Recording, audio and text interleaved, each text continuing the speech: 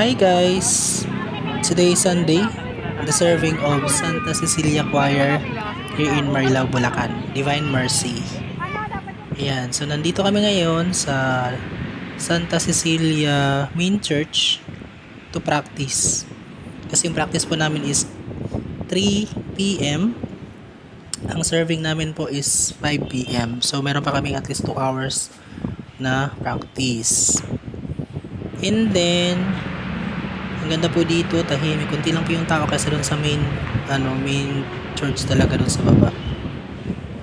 Then ito po yung church dito. Then may makikita po kayo dito sa gilid. Meron po siyang hagdanan pataas. And then, akit lang po tayo dyan. Ayan, medyo hindi pa naman ako late. Ayan, so nandito na po ako. Nandito na din po sila. Inaantay na lang po yung iba. So ito yung mga kasamahan namin. Mostly taga Marilao din lahat. Dito lang din. Yung iba mga bago lang. Yung iba mga medyo matagal na mga members. Ayan, ang ganda po dito ng view niya, overlooking. Maganda po yung design. Tapos yung mga mga imahe. Ayan, maganda po siya.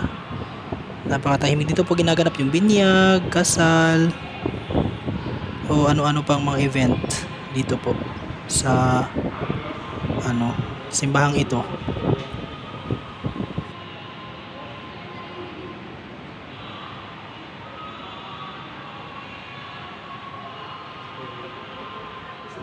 Yan, so hindi ko rin mapigilang video. Sana may taga-video din po ako. So maganda po, 'di ba? Yan, next time po i-tour ko po kayo dito. And then ito po 'yon. Ready lang po ng mga materials, mga listahan ng kanta, ganyan, lyrics. Minsan po sa cellphone na lang sinisend po yung lyrics para hindi na po kailangan ng papers. And then dana po yung aming rehearsal. Pababa na po kami doon sa main church. Ito po yung main church sa baba, Bulwagan. So na po ito, mga 4:45 ganun, kasi medyo na po kami. Pababa na po kami sa likod. So ito po yung likod dito sa church. So mayroon po siyang pintuan dito para doon po tayo papasok. Ayan, so nandun sila, aking mga kasamahan na mga mababait. Hello sa mga SCC choir dito sa Marilao, Bulacan. And then ito na po yung upuan para sa mga choir. So harap lang po siya ng ng mga tao, and then sa side po sa kaliwa yung sa misa, yung altar. Ayun, so hindi pa po nag-i-start, so nagbibideo lang po ako kasi malapit na po siyang mag-start. Diba? So first time ko po ngayon mag-video, guys. Ayan. So hope na ma-share ko din po sa inyo yung aking ginagawa kapag Sunday after po ng ng gawain sa bahay. Israel. Amen.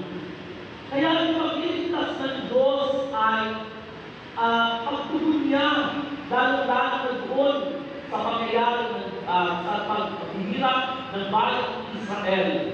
Kaya naman, dapat tumulungin ang Israel sa ginagawa ng Diyos na kabutihan para sa kanila, both spiritual and even physical.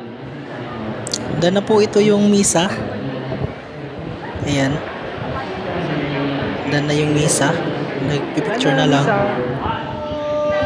Ayan po, guys. Ang kulit-kulit nila, no?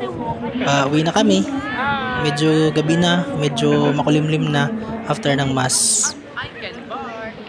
Pero pa rin yung yung clouds na maganda, yung ilaw, ganyan. Kasi hindi pa siya pa lang siya, takip silim pa, naglalaban pa lang yung night and day. So ito yun, Puong Nazareno. Nadaanan namin.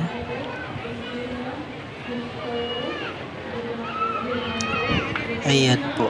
Ayan, nakita ko rin si Junjun dito guys. Yung laging lagi kong nakakasalubong dito sa Divine. Mabait po yung batang yan.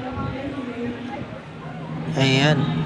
So dumaan din po ako dito sa may mga sindihan ng kandila. So dito pwede kayo magsindi ng kandila. Meron dito mga color ng kandila. White, pink, red, blue. Depende po sa inyo, may itim. Yan, magsasindi lang po kayo dyan para magdasal. Para ialayin yung mga kahilingan, ganyan. Ito po yung dito, area kung saan pwede ka magpa ng mga sasakyan. So ito po yun guys, magpa-blessing. So pwede po rito guys, pa-blessing ng sasakyan. And then paakyat na rin kami. Ayan, so ito na yung medyo parang niya, bungad palabas at saka papasok ng church. Ayan, pauwi na. Nasa labas na po ako. Ayan, naabang na ng jeep. Maraming salamat po sa inyong lahat dyan guys. Happy Sunday and God bless everyone.